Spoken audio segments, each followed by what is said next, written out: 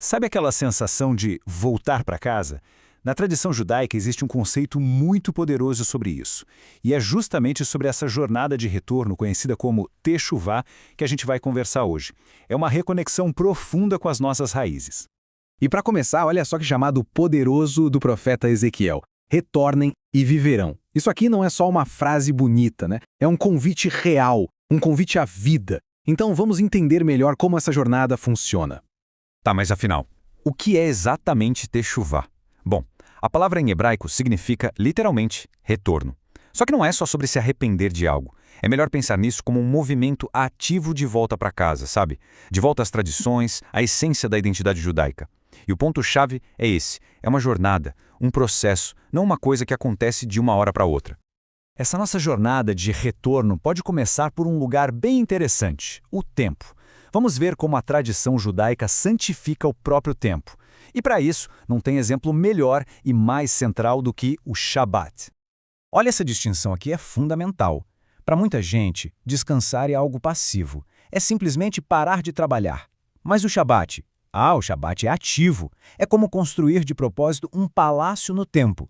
A ideia não é só evitar o trabalho, mas se abster do que a tradição chama de melachá, que são os atos de criar e de alterar o mundo. É criar um espaço sagrado de 25 horas para a gente se desconectar de toda a correria e se reconectar com o que realmente importa. E como é que se constrói esse palácio? Através de rituais que parecem simples, mas que têm um significado enorme. Pensa só, o brilho das velas acesas ao pôr do sol na sexta-feira. É como se marcasse a passagem para esse tempo sagrado. Aí vem uma refeição especial, o fato de deixar as telas e a correria de lado, tudo isso junto cria um verdadeiro santuário, um espaço para que a família, a comunidade e a reflexão espiritual possam florescer.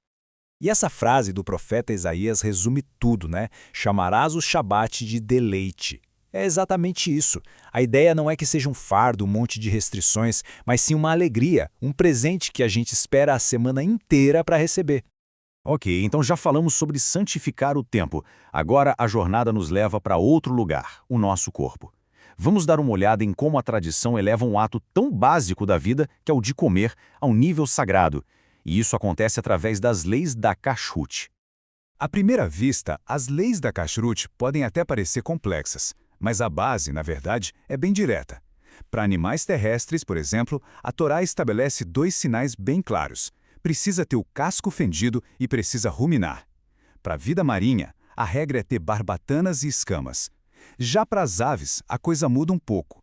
Existe uma lista específica de espécies que são permitidas. E aqui, a gente chega a um dos versículos que mais impactam e moldam a cozinha kasher. É a partir dessa instrução que nasce o princípio fundamental de separar carne e laticínios.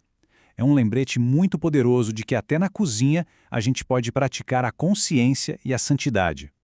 Beleza. Já falamos de santificar o tempo com o Shabat, o corpo com a Kashrut. E agora? Agora vamos ver como a tradição nos guia para santificar as nossas ações no mundo, principalmente em relação aos nossos recursos. E para isso, vamos entender o conceito de tzedakah. Olha, essa comparação é crucial. É muito comum traduzir tzedakah como caridade, mas essa tradução acaba perdendo o ponto principal. Caridade é algo voluntário, um ato de bondade. Já tzedakah vem da mesma raiz da palavra tzedek, que significa justiça. Ou seja, não é uma opção, é uma obrigação moral de ajudar a construir uma sociedade onde todos tenham o que precisam. Certo, mas como essa obrigação se torna algo prático? A tradição nos dá um número bem claro como ponto de partida, 10%. A ideia é doar pelo menos 10% da renda. Mas o mais importante aqui é a mentalidade por trás disso. Não se trata de dar algo que é seu, mas de devolver à comunidade uma parte do que, por direito, já pertence a ela. É uma perspectiva bem diferente, né? E esse mandamento da Torá reforça exatamente a atitude por trás da tzedakah. É um chamado para manter o coração aberto, sabe? Para reconhecer que temos uma responsabilidade uns com os outros e para agir com compaixão e, principalmente, com justiça. Shabat, Kashrut, tzedakah. Eu sei, pode parecer muita coisa de uma vez só, mas a grande beleza da Teshuvá é que ela é uma jornada, não é uma corrida. Não se trata de fazer tudo de uma vez. A pergunta de verdade é, por onde começar? Toda jornada começa com um único passo. Então aqui estão 3 sugestões bem concretas, com base no que a gente explorou. Que tal acender as velas de Shabá nesta sexta? Ou experimentar um alimento kasher novo? ou simplesmente separar algumas moedas para tzedakah. Podem parecer ações pequenas, mas o significado por trás delas é imenso. E talvez, de tudo isso, a lição mais importante seja esta. Teshuvar é um caminho, não um destino. Não é sobre alcançar a perfeição. Na tradição judaica, cada pequeno passo na direção certa, cada esforço sincero, é imensamente valorizado e celebrado. E assim, a gente termina essa exploração com uma pergunta que fica no ar. Depois de analisar a santidade do tempo, do corpo e das nossas ações, a reflexão final é pessoal. Qual poderia ser o primeiro passo, por menor que seja, nesta jornada sagrada de retorno? A resposta, claro, é diferente para cada um.